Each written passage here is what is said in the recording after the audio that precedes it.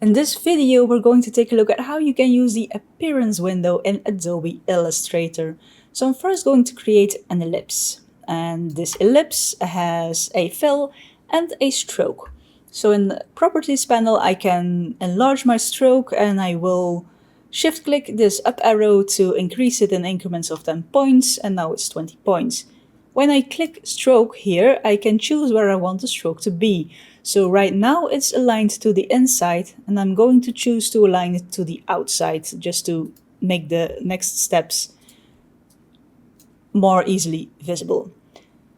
Now let's say I want a second stroke on my ellipse, and I could go and take my pen tool and trace my ellipse and make a second stroke like that, but there's a much easier way to do this. So with your ellipse selected, go to Window and then choose Appearance, which opens the Appearance window.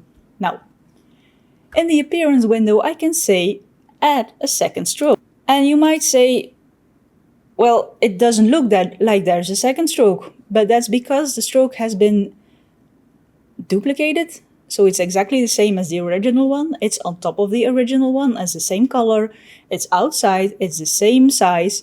So I'm now going to click this word stroke, and I'm going to make it 40 points. And then I'm going to click the color here, and I'm going to make it, I don't know, let's make it cyan. And now my original stroke isn't visible anymore. And that's because this panel really works with layers, just like in your layers panel here, just like in Photoshop. So if I click anywhere here and I drag that second stroke and I drag it underneath the first stroke, now both strokes are visible. So you just have to make sure that the color is different and that the size is also different, and then drag it below your original stroke. And I can add a third one. So add a new stroke, and this one will make magenta, and I'll make it 60 points. And then I'll drag it below the cyan one, and now I have 3. But that's not the only thing I can do. I can click the stroke and I can make it, for example, a dashed line.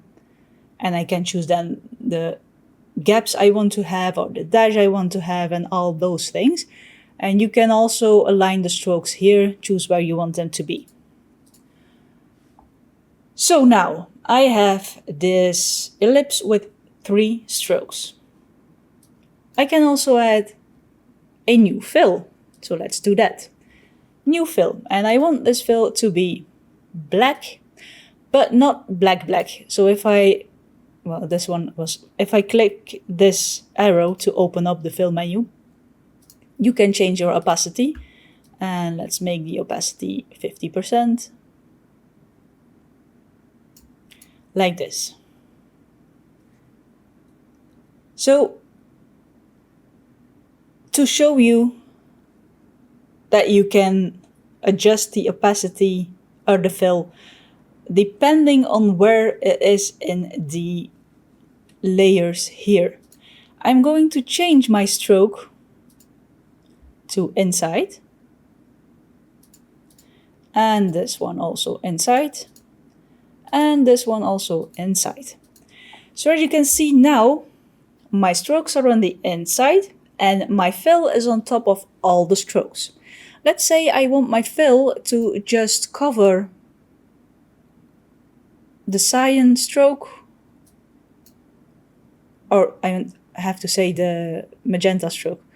So I drag it beneath the cyan and above the magenta. If I drag it beneath the magenta and above the original fill, it will only affect my fill and not my strokes. So it really depends on where this fill has been situated in this layer, in the layer here. So that's something to keep in mind. So now I'm just going to change my strokes to the outside again, because I want to show you one other thing you can do with the appearance panel. So with the appearance panel, let's say I'm going to reset this and I'm going to make a new ellipse. So this is a new ellipse and it only has a fill. And I want this ellipse to have the same appearance as my previous ellipse.